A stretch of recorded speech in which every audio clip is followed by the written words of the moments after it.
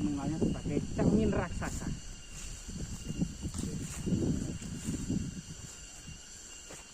Nah, yang di samping kanan itu pada masa kolonial Belanda dikenal dengan Gunung Butak yang pernah ditemukan 13 lempengan prasasti tembaga ya, atau prasasti Kudadu tahun 1294 Masehi. Masa-masa awal berdirinya Kerajaan Majapahit, termasuk tersurat itu juga masa-masa keruntuhan Kerajaan Singosari di bawah Raja Kertanegara oleh Raja Gelang-Gelang ya, yang bernama Jayakatwang. Nah, ini sangat luar biasa sekali, artinya kemungkinan memang bukit kecil ini atau Gunung Budak ini menyimpan berbagai macam artefak, likofak, dan fitur yang sangat-sangat penting. Monggo Kang, kita menyusuri kebun-kebun pisang ini Kang. Oke, jadi kita nabati langsung ya? Iya. Oke, kita akan mencari informasi adanya batu kaca ya? Iya, batu kaca atau cermin raksasa, atau juga ada yang mengidentifikasi sebagai kaca Benggala kan. Oh gitu ya? Iya, di mana di tengahnya itu ada semacam bagian untuk mungkin bisa melihat ya, nah, melihat semacam di daerah lain bisa dilihat dari kaca tersebut, nah, meracutur yang berkembang. Itu kan ada mitos yang mengatakan Iya. Pada bulan-bulan tertentu atau pada terang bulan itu purnama. Iya, pada bulan purnama kan. Itu katanya bisa menyala gitu. Itu Oh iya. apakah memang center terdengar ya? Iya, itu memang salah satu yang pernah kita dengar dari cerita yang berkembang di masyarakat pada bulan-bulan purnama itu semacam entah memantulkan cahaya bulan atau semacam energinya gitu ya, atau mungkin kondisi magis dan gaib yang diduga memang ilmu-ilmu orang-orang zaman dahulu itu terkadang memang saat ini itu sudah tidak dikenali lagi atau semacam sign yang hilang. Padahal itu kalau zaman dulu itu betul bisa ya? Iya, adanya betul bisa. Bahkan dalam literatur modern seperti saat ini istilah-istilah seperti teleportasi, yaitu apa namanya, menembus ruang dan waktu. Nah, dahulu kan juga ada hal-hal seperti itu ya. Mungkin istilah-istilah Jawa mungkin semacam pancasona gitu ya, atau rawa rontek kan gitu ya. Telekinesis itu adalah memindahkan benda besar tanpa menyentuh. Jadi batu raksasa itu dipindahkan tanpa menyentuh. Itu istilahnya saat ini itu telekinesis. Jadinya cerita-cerita yang memindahkan gunung, yang memindahkan candi itu zaman dulu tidak mustahil ya? Nah, zaman dahulu secara fakta pasti ada hal seperti itu. Nah, cuman sekarang ini ilmu-ilmu itu semacam hilang. Jadi seolah-olah memang orang-orang dahulu lebih hebat dari orang-orang saat ini ya, dari segi ilmu pengetahuan seperti itu ya. Atau semacam sains yang hilang ya. Kalau di penelitian atau di sains ya, itu nama-nama seperti itu ada? Iya ada, jadi telekinesis itu memindahkan benda tanpa menyentuh, teleportasi itu menembus ruang dan waktu, clairvoyant itu bisa melihat menembus ruang, kemudian telepati itu komunikasi pikiran, termasuk hipnotis mempengaruhi pikiran seseorang. Dan ada juga transfigurasi, itu merubah bentuk. Kemungkinan orang-orang dahulu merubah mengenal ya. Iya, kalau di sini kayak babi ngepet itu ya, merubah bentuk. Itu istilah modernnya namanya transfigurasi, merubah bentuk. Itu ilmu-ilmu zaman dahulu. Nah, itu kalau di dunia maju itu diteliti itu di laboratorium yang dijaga ketat itu. Padahal itu leluhur kita sudah menguasai itu semuanya. Semua menguasai dengan istilah-istilah lokal seperti itu, pancasona, rawa rontek kan banyak sekali gitu ya. Lembu sekilan. Nah, cuma istilah-istilah modern tadi seperti itu kan. Jadi ini cengkeh ini yang tidak dipanen ini kan ya. Eman ya. Cengkeh padahal Nusantara itu dahulu dikenal dengan jalur rempah. Ada 5 rempah terkenal di dunia. Salah satunya cengkeh, pala, lada, kemudian jahe, dan kopi itu di bawah kolonial kan. Jadi pada masa kerajaan Majapahit itu ada ya cengkeh, pala dari Maluku itu ya, lada, kemudian jahe dan kayu manis dari Sumatera. Nah, kayu manis ini kan ini konon katanya diperlukan bagi orang-orang yang daerah dingin ya, untuk menghangatkan badan. Nah, ternyata kita cari jalannya ini kemana? Loh, kita mencari apa Kang? Kita sampai lupa. Katanya batu kaca. Oh iya, cermin raksasa kan. Nah, kita hampir-hampir saja terlena ketika berada di kebun yang penuh dengan apa ya? Mungkin kondisi-kondisi mistis juga kan ya. Ini Karena wingit makanya. ini beda ya. Iya, ini jalannya sampai hilang ini. Mungkin di situ ya ke bawah itu ya.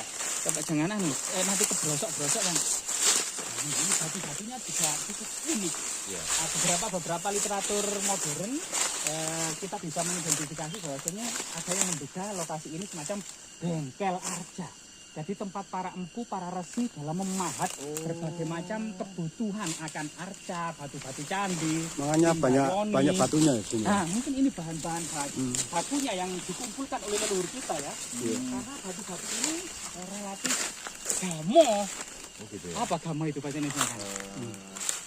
Relatif lunak ya. Lunak, ya. Nah, lunak ya, lebih daripada batu sungai yang sangat keras ya. Nah, ini batu gunung lebih mudah dipahat mungkin itu kan ya. Oh itu kan, ada bendera itu kan. Nah, kelihatannya di situ ada beberapa tanaman bunga-bunga seperti andong dan puring ya. Yang ternyata memang bunga-bunga ini sudah ada sejak masa peradaban kuno. Bagaimana kita iya. Iya, ada bunga-bunga andong warna merah, puring gitu ya. Nah, ini. Katanya ke sana kan ya, jalannya ini ternyata memang ya cukup liar kan ya. Jadi kita benar-benar menelisik atau ini kayak lumpang batu kan ya. Iya. Nah, coba kita lihat kan ya. Nah, apa ini lumpang batu ya? Oh, ada apa ini? Apa belum jadi? Ular. Iya, mungkin semacam lumpang batu yang belum selesai dipahat ini Kang ya. Berarti ini semacam bengkel ya? Bengkel arca. Ada beberapa sejarawan yang mengidentifikasi seperti itu. Gimana? Ini. Iya, ke kanan aja, ke kanan.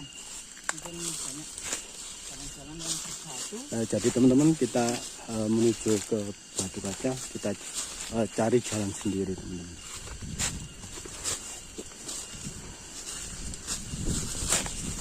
Karena jalannya sudah tertutup oleh usia.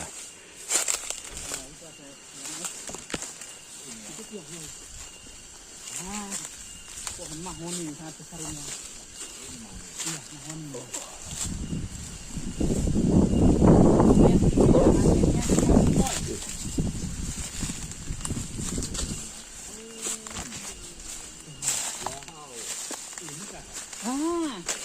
Inilah kan, jadi memang untuk cerita tutur, ini semacam cermin raksasa dengan gagangnya Kang ya. Wow. Nah, ini semata-mata dilihat dari fakta dan mungkin pengetahuan masyarakat di era kini yang terputus dengan peradaban di masa lalu. Sehingga istilah-istilah yang berhubungan dengan peradaban kuno Hindu-Buddha ini saat ini hampir-hampir sudah hilang dari ingatan masyarakat. Ya.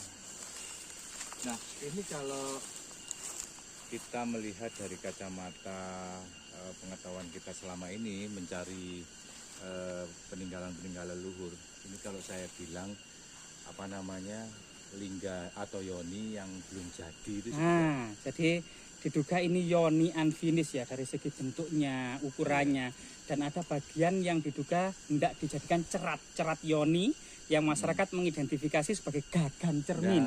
Nah, ini kemudian ceratnya, dan yang kotak di tengah ini biasanya untuk menancapkan lingga. Dan lingga dan yoni dipuja sebagai dewa Siwa ya, atau jejak-jejak magis dari peradaban agama Hindu. Iya Kang, makanya ini kan seharusnya yang di tengah kotaknya ini dalam ya? Iya, seharusnya untuk menancapkan lebih dalam. Sehingga ini memang diduga unfinished, belum selesai dikerjakan. Semacam sketsa gitu kan ya? Iya. Ini masih Sketsa. gancaran lah. Iya, masih gancaran kalau orang Jawa bilang. Tetapi mitos yang berkembang kalau lihat situasi memang auranya sangat beda Kang ya. Iya. Bisa jadi memang yang dibilang masyarakat tentang kalau bulan purnama itu ini bercahaya. Iya, itu bercahaya. Bisa jadi kan. Bisa jadi Bisa memang. jadi ya. Iya, iya. Auranya sangat Kental ini, dan sampai saat ini masih digunakan masyarakat sebagai situs magis. Di situ banyak bunga-bunga dan persajian itu ya. Bunga-bunga wanginya cukup banyak itu ditaruh di kresek. Dan ada nampan gitu ya Kang ya, ada minum-minuman juga.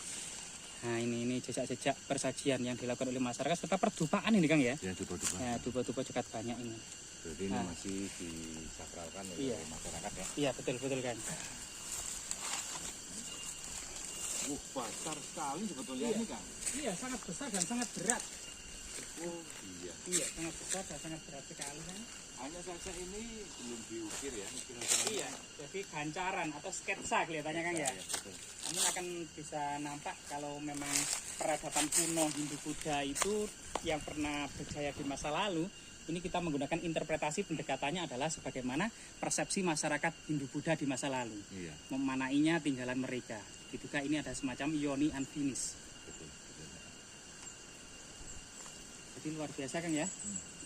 Dan memang area ini cukup luas, penuh dengan Nah, teman-teman, batu sangat raksasa. luar biasa teman-teman ya. Sebagai kemudian bahan baku dalam pembuatan berbagai macam keperluan magis dan sakral di masa Kalau- peradaban kuno. Kalau kita kaitkan dengan arca perempuan tadi, Iya. ini adalah cerminnya, Lah, betul. ya, yang terlempar sampai sini ya. Iya, sangat betul. jauh sekali.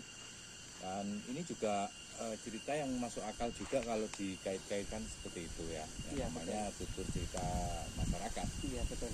Bisa jadi memang seperti itu, bisa jadi kalau kita pakai ilmu logika, ini yoni yang unfinished ya, Iya, yang ini. belum selesai dikerjakan. Iya.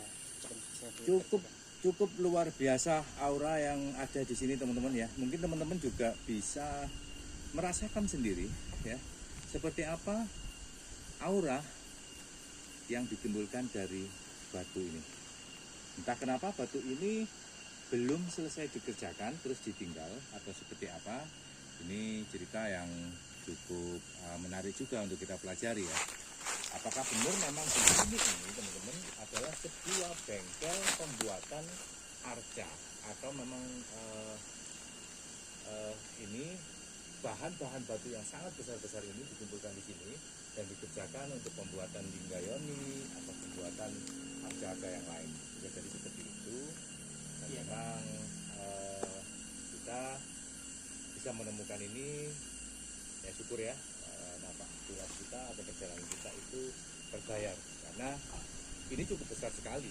Iya, betul Kang. Seandainya kalau batu yoninya segini, kalau ditempatkan di suatu candi, betapa besarnya rencananya candi yang akan menjadi rumah dari yoni ini.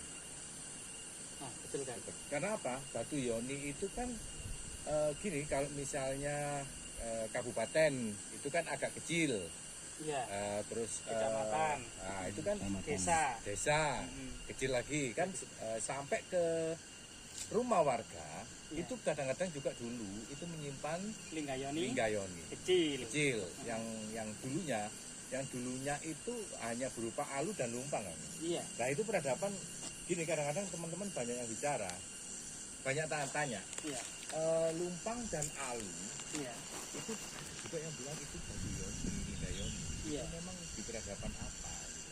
Jadi masa prasejarah kan sebelum masuk dan berkembangnya agama Hindu-Buddha di Nusantara atau pada masa peradaban perunggu itu lumpang batu ini sudah dikenal secara luas yang memiliki fungsi untuk menghaluskan biji-bijian, rempah-rempah, dedaunan, umbi-umbian sebagai kemudian penyedia kebutuhan pangan untuk sehari-hari. Namun masa lalu selain hal-hal yang sifatnya profan, tetapi unsur-unsur magis dan sakral itu terus melekat. Misalnya di dalam dapur itu kan untuk menyediakan makan. Dipercaya ada penunggunya Nyai Towo misalnya seperti itu. Di Punden Desa ada pendungunya namanya Ki Danyang, Nyai Danyang. Nah, seperti itu. Bahkan di Linggayoni atau di lumpang dan alu itu juga dipercaya sebagai lambang kesuburan atau simbol dari alat kelamin laki-laki dan perempuan. Yang sehingga ketika kemudian agama Hindu-Buddha masuk ke Nusantara, hal itu juga semacam akulturasi. Terjadi perpaduan-perpaduan, terjadi percampuran kepercayaan. Oh iya. Sehingga semakin kemudian kompleks gitu loh kan. Jadi dibentuk lah Nah, dibentuk seperti ini. seperti ini. Jadi dulunya sebelum Hindu Buddha masuk, peradaban di Jawa itu sudah mempercayai lumpang dan alu ya. Lumpang dan alu. Dan ketika Hindu masuk, ini dimotif seperti ini lah. Nah, iya, Nah, gitu betul. ya. Iya, Oh, dimotif betul. iya. Makanya ketika kami menemukan itu, loh, ini ada lumpang dan alu, ya ya kan. Tapi ada yang bilang ini Yoni. Oh ternyata seperti itu. Iya. ceritanya ya. Iya, Modifikasi. Iya, gitu ya. bahasa Yoni dan Lingga itu memang berasal dari bahasa Sanskerta, dari peradaban India. Sedangkan Lumpang dan Alu ini bahasa lokal Jawa. Dan ada juga gini kan, ada juga mungkin ya di era-era akhir dari Majapahit Iya. itu Linggayoninya juga terukir bagus gitu, atau memang dari kerajaan-kerajaan dulu itu sudah ada ukiran, kadang juga ada yang polos gitu, itu gimana ceritanya?